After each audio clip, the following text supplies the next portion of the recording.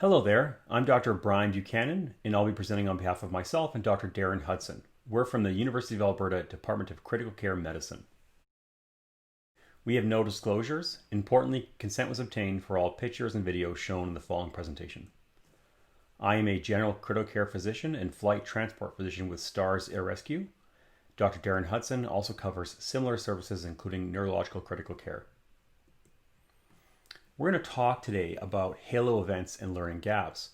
Look at the potential role of VR learning in halo events and look at the iterative process in developing a new learning technology. So halo events are defined as high acuity, low occurrence. These are really critical events or tasks that require performance under pressure, and they require regular exposure. Now, these can be procedures, even central lines, in a place where central lines are not performed routinely, upwards of managing a difficult airway, which again, there is a high level of context dependency in these types of events. These really require a high frequency of practice in terms of attaining the skill set and also maintaining the skill set. In that, they are susceptible to degradation over time. They're also required to perform under stressful conditions. There oftentimes can be low opportunity for on-the-job training. There's significant procedural management risks. And historically, the training model of see one, do one, teach one has thought to be woefully inadequate, particularly for training with halo events or tasks.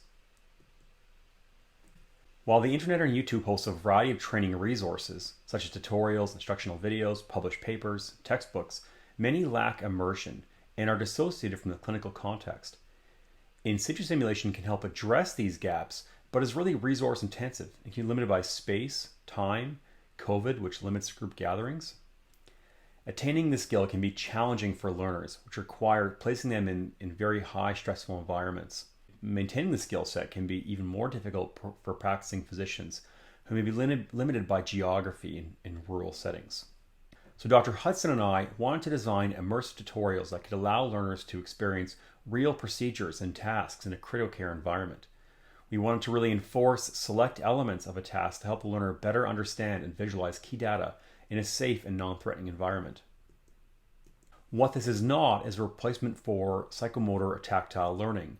These types of tutorials are meant for either pre-encounter or between encounters to maintain that skill set. In our early attempts, we used a GoPro camera. You can see here in this footage, you must look where the viewer is looking and it relies on the still head position. It's frankly also not very immersive, and at worst, as I've heard some feedback, is extremely nauseating. So back to the drawing board, probably not the best idea, and we're probably not the first physicians who've tried GoPro cameras. To double down, we wanted to look at other technologies to explore immersive learning. We looked at VR recordings, which can allow events and procedures to be captured in a way that can be generated in a 3D image or clip. We wanted to use technology that could allow us to build tutorials that would enable us to do simulation, rehearsal, and reinforce key items and building cues at select time points. We thought VR might offer the opportunity for repeat practice amongst a variety of learners and to enhance standardization and really enhance point of care training, either before an encounter or between encounters. But most of all, we wanted to have a low-cost strategy that would allow for broad dissemination on conventional platforms such as YouTube. And frankly, with COVID, this technology has potential to allow for, like I said, broad dissemination even when group gatherings are limited. So here is the camera. This is the Insta Evo 360.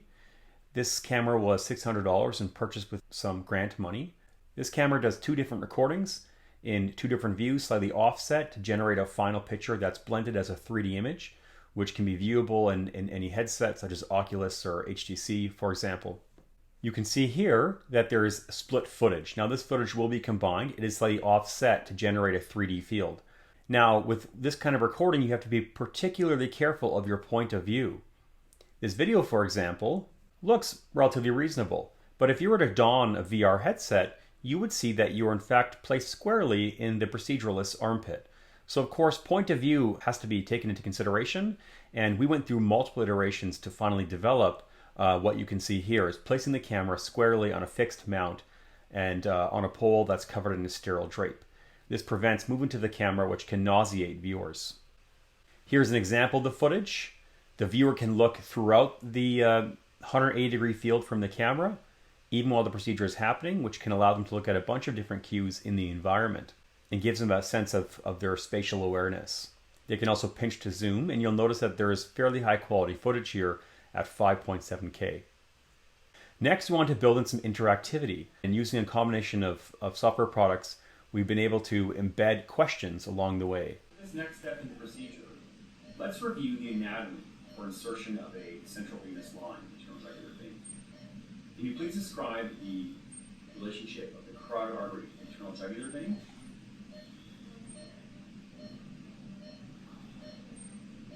We also want to place anatomy in real time. The carotid artery lies medial to the sternal head of the sternocleidomastoid. For our next steps, we have further cycles of development to complete the prototype scenario. COVID has limited our progress a little bit by just limiting patient encounters. We want to pilot test with residents and collect user data, particularly on viewership from the VR headset perspective. And eventually, we hope to compare this with historical data on checklists and skill acquisition, first focusing on central lines, but of course expanding to other types of halo events. And we want to disseminate this via conventional platforms such as YouTube, which now host VR resources. We want to thank you for listening, and bye for now.